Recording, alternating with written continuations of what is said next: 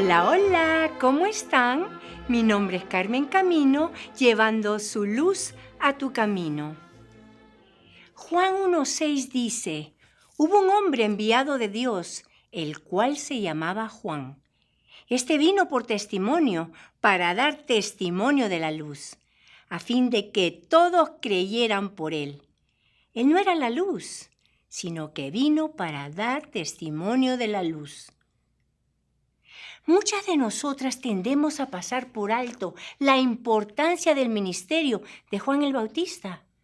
Nosotras nos enfocamos en el ministerio de Jesucristo, como debiera ser, y recordamos a Juan el Bautista como el predecesor de nuestro Señor.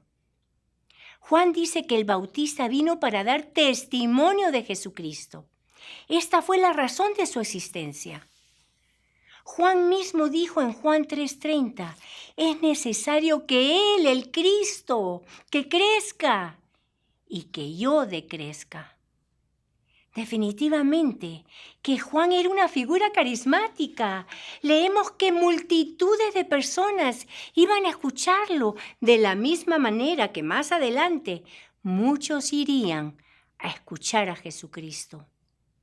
Era tan grande el número de personas que iban a ver a Juan el Bautista, que hasta los sacerdotes y los levitas en Jerusalén se preocuparon, a tal punto que enviaron delegados a investigar las enseñanzas de Juan. Gracias a la predicación de Juan, mucha gente se arrepintió y fue bautizada, como señal de que habían dejado atrás sus pecados. En cierto modo, Juan fue una parte crucial de la historia bíblica, porque leemos en Lucas 16:16 que la ley y los profetas llegan hasta Juan. Desde entonces se anuncian las buenas noticias del reino de Dios y todos se esfuerzan por entrar en él. Esto significa que Juan fue el último de los profetas del Antiguo Testamento y por lo tanto el último de los representantes de la vieja orden. Después de esto, Jesús vino predicando el reino de Dios, al cual podían entrar por primera vez por fe en su persona. Juan se ganó el elogio de su Señor cuando Jesús dijo en Mateo 11:11, de cierto les digo que entre los que nacen de mujer no ha surgido nadie mayor que Juan el Bautista. Aún así, el más pequeño en el reino de los cielos es mayor que él. Es muy probable que este versículo se refiera principalmente al hecho de que aquellos que vinieron después de Juan y creyeron en Jesucristo recibirían al Espíritu Santo. O también puede referirse a la extraordinaria humildad de Juan. Jesús dijo que aquellos que se humillaran a sí mismos serían exaltados. Y Juan definitivamente que había hecho eso. Él se llamó a sí mismo una voz que clama en el desierto. Tú no puedes ver una voz, solo puedes oírla. Era el rol de Juan y su alegría ser simplemente el heraldo del Cordero de Dios que quita el pecado del mundo.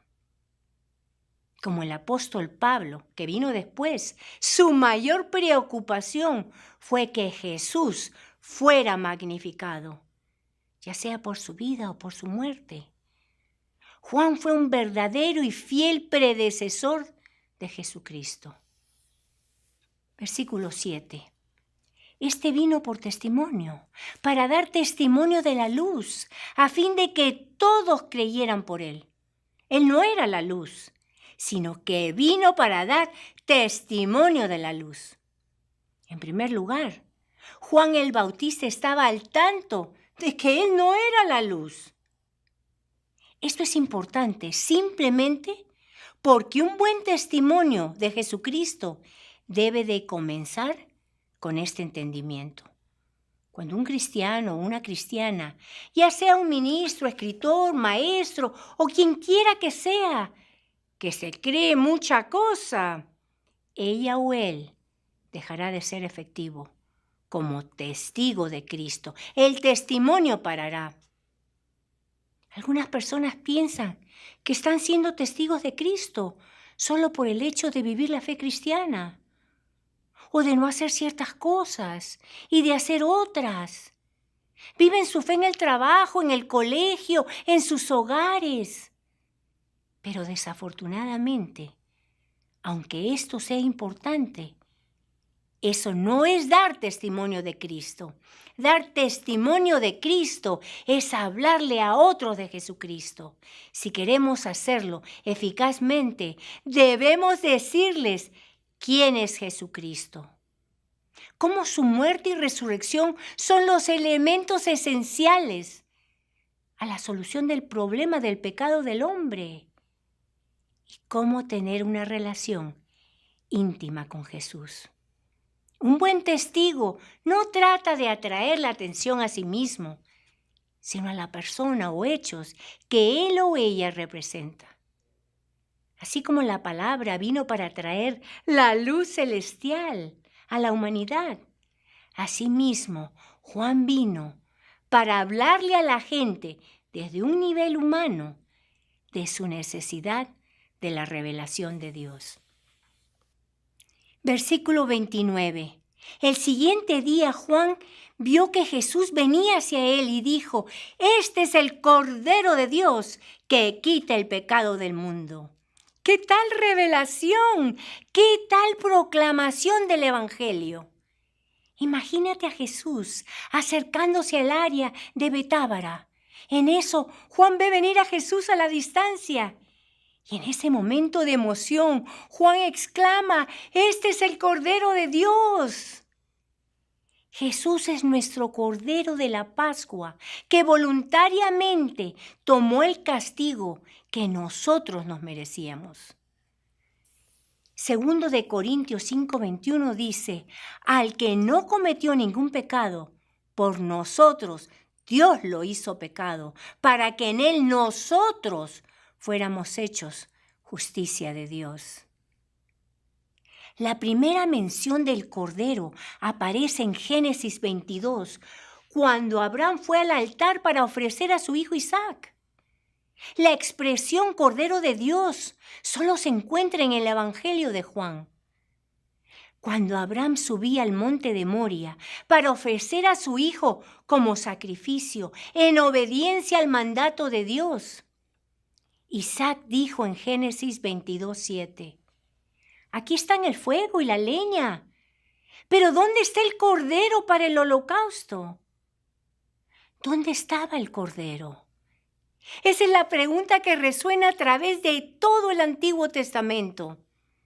Y aquí en el Nuevo Testamento escuchamos a Juan el Bautista contestar la pregunta a lo que apuntaba Jesús y anunciaba: «Este es el Cordero de Dios».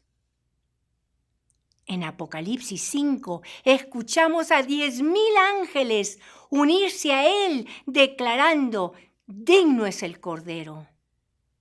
¿Dónde está el Cordero?, clama el Antiguo Testamento. He aquí al Cordero, la esperanza del Nuevo Testamento. Y digno es el Cordero, es el compendio de toda la eternidad. El mensaje del Cordero se ensancha, se expande y nos da una vista panorámica de las Escrituras. En Génesis, cuando Abel trajo un cordero para sacrificarlo, vemos a un cordero ofrecido por un individuo.